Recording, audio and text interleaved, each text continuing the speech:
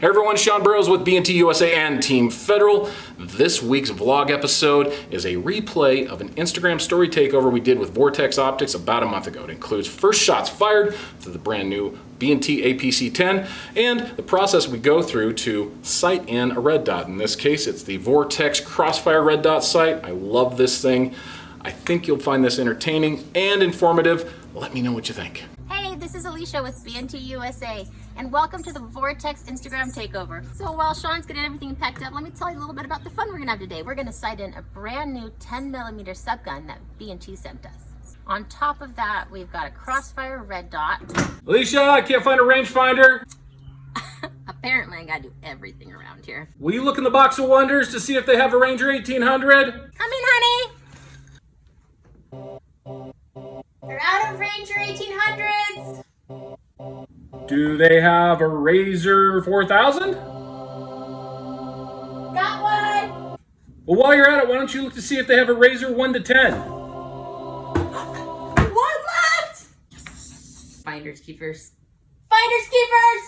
What? So Alicia's favorite part about going to the range is when we turn off from the paved road onto the dirt road, but I don't slow down. She loves it. Okay, I wanted to show you what I have on my competition setup. So I've got a Razor UH1, a Razor red dot, and a micro 3X magnifier. It has a quick release that if I do not want this on my competition setup, I can just take it off real quick. It does not affect the zero. If I have a long distance shot that I do need a little bit of extra magnification, I can add that real quick, put it on, take it off. It's awesome. I do have it going to the left, so it does not affect that right red dot. Now I have this to get around those tight corners. You might think this is a lot of glass for a subgun, but that's what I love about these optics. They are small, they're compact, and you have the option to configure it how you like. This is just one option of a configuration that works really well in the competition sports. I'm moving on to the APC10 here. We have a Crossfire red dot, and again, the micro 3X magnification. This one we've got going over to the right, so you can easily see what is happening over on your left side. So we are going to be zeroing this today. Now we're going to set up the targets. We've got the option to zero at 100. I want to see what it does at 100. 50.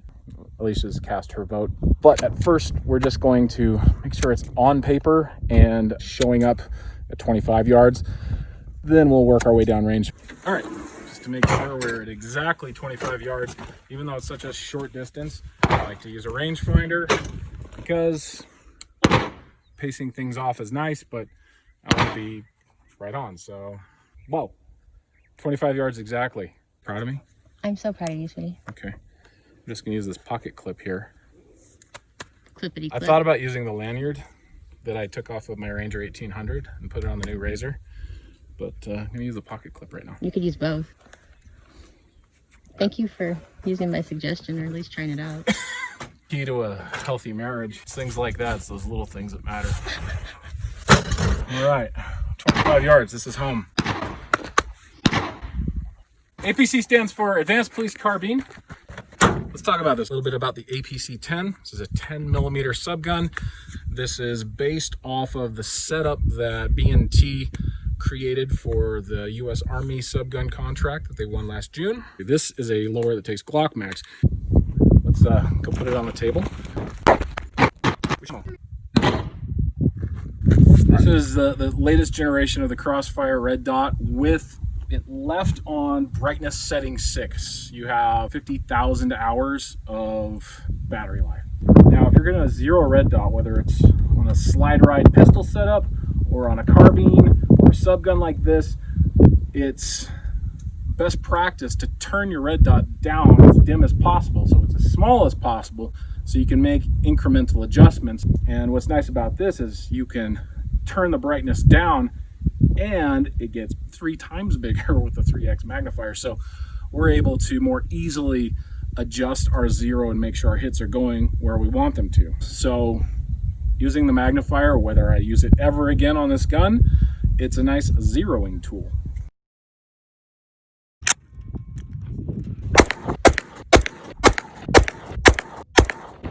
right, let's go look at our target.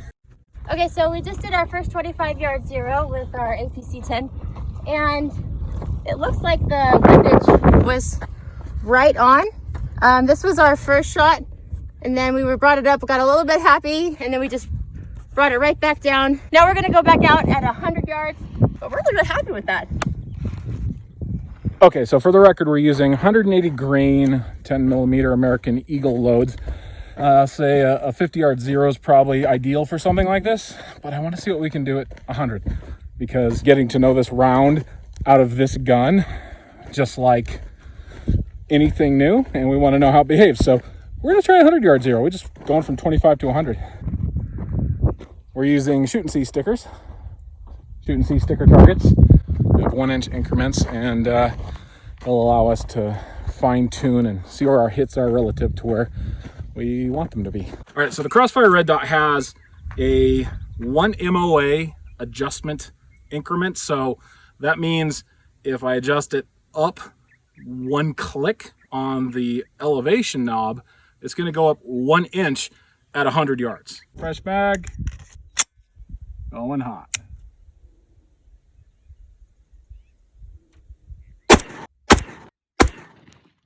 You're about 3 to 4 high. Let's go down 3, see where we're at. So counterclockwise is up, clockwise is down, so 3 clicks. Down 3. All right, let's see where we're going from here. Center. I think that's as adjusted as we're gonna go. Do you think I should come up 1 click? All right, we're going up a click. And something that big with a pistol caliber at 100 yards, 10 millimeter American Eagle is pretty impressive. It's pretty accurate at 100 yards. Let's take a look at these hits. So these were the initial 3. We were high. We brought it down here. I was consistently right. That probably is trigger press stuff. I could maybe adjust the windage 1 click.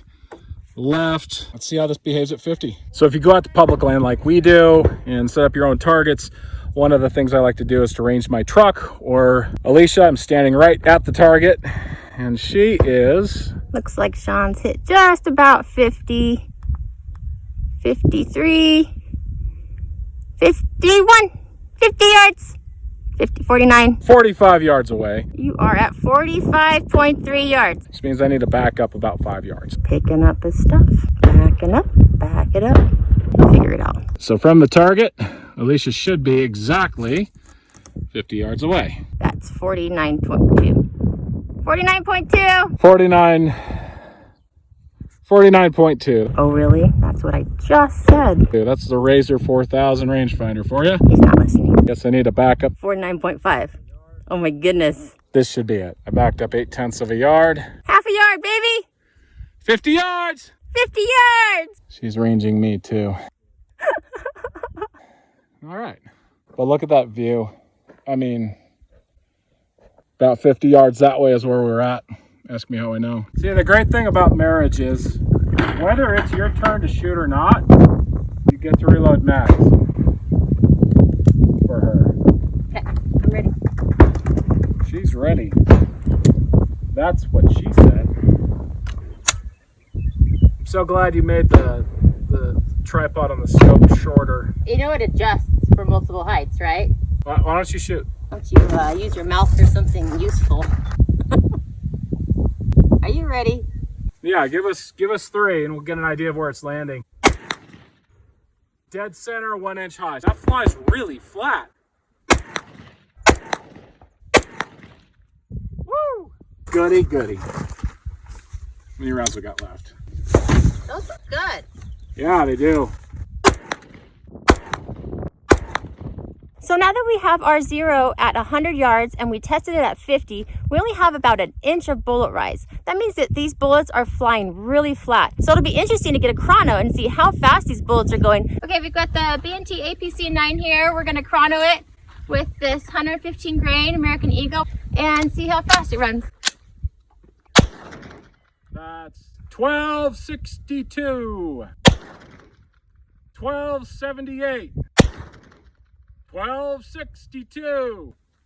Now for the APC10, chrono's a little shorter for me. I think it's just your side. 1238, 1248, 1277. It's really consistent. It's a much bigger bullet. Huh.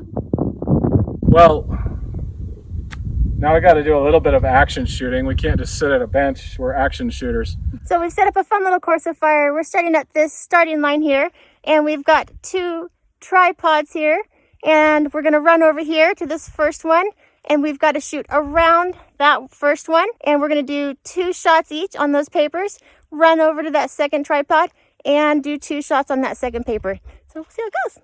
These 3x magnifiers, now that we're going to do this course of fire, we don't really need it. So it's easily removed. Now we're just going to use the primary optics. So we're starting with the APC9, and then we're going to see how much the 10 slows us down. Stand by.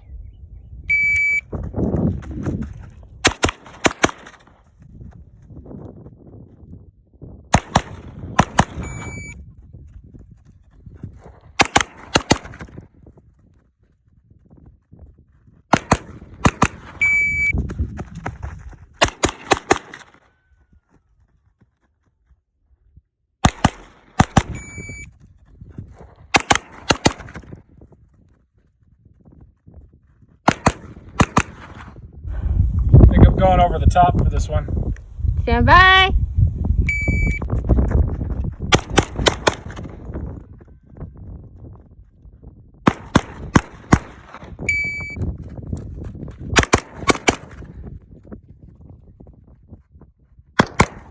Woo! And there's a garbage whirlwind. It's that Utah weather. Tornadoes, rain, sunshine.